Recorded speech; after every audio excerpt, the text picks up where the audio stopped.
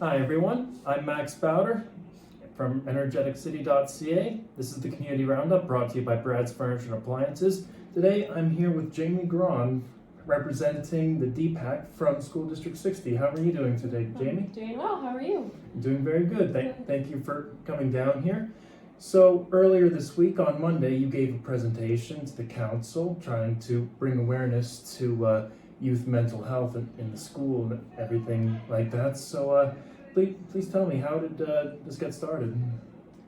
Well, when I joined the DPAC, I saw a need across most schools for more awareness around youth mental health and the use of social media and how often children are on their phones, especially at schools. We're seeing a lot of children on their phones while they're at school. So this is something that we really want to bring awareness to.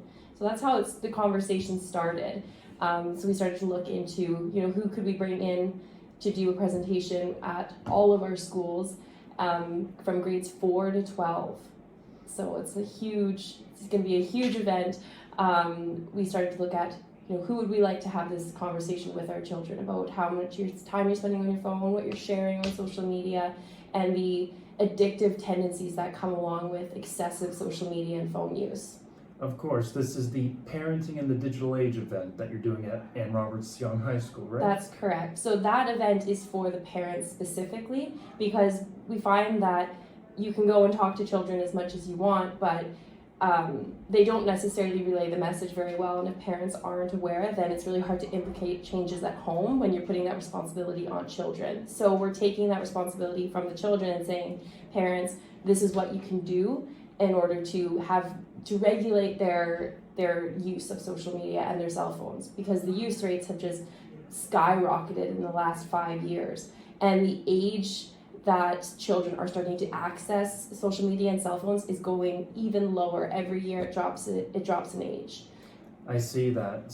So at the event, yes, there's going to be a presentation for adults. Didn't I also see that there's going to be also a separate presentation for grades 4 and up? That's correct. So Rob with Dynamic Influences is coming up on a Tuesday, and then it goes straight through until Friday. So we will be hosting 3 events per day at different locations for different schools. So the school district has been phenomenal in helping us arrange busing for the children in order to get all of the schools. We've been coordinating which schools can host which students and how many. It's been so much work, but the goal is to get every single school involved. Right, of course. And so you've done a lot of research into this, in all this. What's some of the most interesting or shocking findings you found? I think the most sad and shocking is how negatively affected girls are on social media. That has been one of the most reoccurring themes, and that social media has now been tailored to cause the addiction. They specifically target, creating the swipe, and with every swipe you get a like, and it creates this. That's the same with gambling. You swipe, you might get a like. You swipe again, you hit refresh. The more you hit refresh, the more you're triggering things in your brain that are causing that addiction. So it's been really shocking, the ages and the effects that it has on girls. I see. I am familiar with that effect, the gambling effect. I know they did studies with mice saying that if a mice doesn't know when they're going to get the cheese when they press the button, I know. Then yes, that's more addictive than if they just get the cheese every time. Yes, absolutely. And it's the comparison that I hated, how much I saw the word envy coming up in all of the studies, especially among young girls, the comparison and the envy that you see towards people's lives. When, I showed the photos of myself with Facetune, it's not real. Those photos that you see, that was the extreme. You can simply go on Facetune and just smooth your skin. You don't have to go on and create this AI generated, you can just go in and cinch your waist a little bit. You can do all of these little tricks, and there's more than just Facetune. It's so prevalent, I believe, and the filters and the comparison is it's so sad. But girls' mental health is something that really matters to me, and the most vulnerable youth are the ones who are most affected by this, and those youth are the ones who need our protection the most. So they're the most affected, and they're the ones spending the most hours on it. Of course, that does lead me into my next question. I did see those AI generated images that you showed to council, and yes, that is like shocking technology. Some people say it can be dangerous. Some others say, it is the future. Do you have, what is your opinion on AI in general? No, I don't. I don't think that it's something that sometimes people will just say, well, it's future, it should just be accepted. And that's the argument that you hear with social media. Well, I let my kids on it because other kids are on it. But the truth of the matter is the only way that you're going to get people off of it is if everybody comes together to say, my daughter's not on it, my son's not on it. Then you have a friend group that's not spending all their time on it, but you get outcasted as the loser if you're not on it. You can't connect with your friends, you can't talk to them. You're the one kid that's not allowed on it, so what everybody else is. So no, I don't necessarily enjoy the way that people say it's just the way of the future. It shouldn't be, because that won't be the way that we look ever. I understand that. Do you know why girls are more affected by this than boys? I think it's the differences between girls and boys, and that seems to be the studies. I donate too much of my life to this. But I grew up a teenage girl. I knew, and I struggled. And if social media was as prevalent in my life as it is in young girls who are struggling mentally now, I don't know what I would have done, because that comparison and going and looking in the mirror and seeing all of your imperfections, or what you see as imperfections, you're just constantly dragging yourself down. Somebody's calling you ugly, somebody's bullying you, or you're seeing all the likes that somebody else is getting. Well, you get none or one, who's normally my grandma. So it's not a fun place to be as a teenager, and younger than that, like 10 years old, 7 years old, is just, it's too much time wasted. I totally understand it, and I agree with that. Are there any rules or policies you would like to see school boards adopt that might help with this issue? We're looking into no cell phones at school.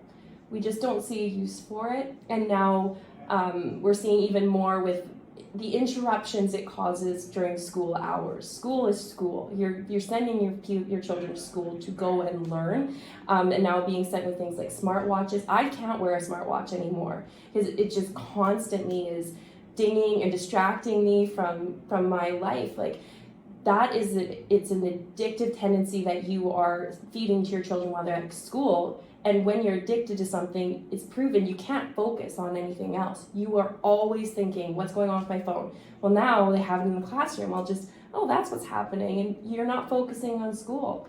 Of course. You are totally able to call the office if there's an emergency. But even that in itself, if somebody passes away or if something tragic does happen, do you really want to put that on your child when they have another 5 hours at school? Yeah. That's something that you can have a discussion about at home, but it's controversial. It's, not everybody agrees with me, but that is definitely something that we would like to see more of, keeping cell phones out of school.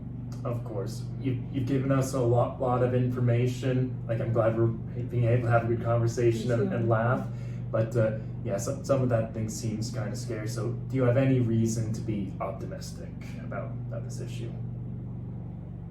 I believe that it all comes with self-awareness. I think awareness is key. Once you become self-aware of something, once you become aware of how much time your child is spending on social media or gaming or just screen time in general, and you understand what it's doing to their brain, it gives you more of awareness every day. It's like, well, my child watched cartoons in the morning, and now I'm going to the grocery store, and now he wants my phone, and then when we come home while I'm putting the groceries away, he's nagging me, so I give him an iPad. That's like all day he's been on, or she has been in front of a screen. So it's really bringing the awareness, and I do think that people are smarter than we give ourselves credit for. And I believe that with the proper education, which I truly believe Rob is going to be able to present, he will show us in a way that we can understand how the brain gets so addicted and why is this so addictive to youth.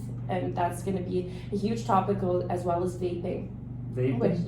Which is another issue that we've seen come to light in the last, I believe it's been like 10 years roughly since vaping's been a thing. Yeah. But how the companies specifically target non-smokers, even when they said vaping was supposed to be to get smokers off of cigarettes. And that's not how they've played it at all. They created flavor this and flavor that and really made it so they targeted people who were never interested in smoking in the first place. I understand that totally. I actually have a brother who manages a vape shop, and we try to like warn him about these things, but yeah, so many things that need to be addressed. But again, thank you so much for coming here, yes, for thank you for talking having about me. this. Yes, this is amazing. Again, everybody, the digiting in the Parenting in the Digital Age event will be held at Ann Roberts Young Elementary School on January 24th. Right? April 24th. That one. I'm a long time away. Yes. my bad. April 24th at 7 p.m. Yes, correct? that's correct. Food will be provided, drinks. The more people that come out and show their support, this is about our children, this is about our youth, this is about our community coming together. We cannot do this without the community being involved. It will never get better if your child is going to constantly be bullied for having a bedtime of 8:30, 9 o'clock while everybody else is allowed to stay up until 2 o'clock gaming. It will not get better. It takes a village to raise a child. It truly does, yeah. Okay, this has been an amazing conversation, Jamie. Once again, thank you so much. Thank you. Once again, I'm Max Bowder from Energetic City. This event is brought to you by Brad's Furniture and Appliances. Have a good day.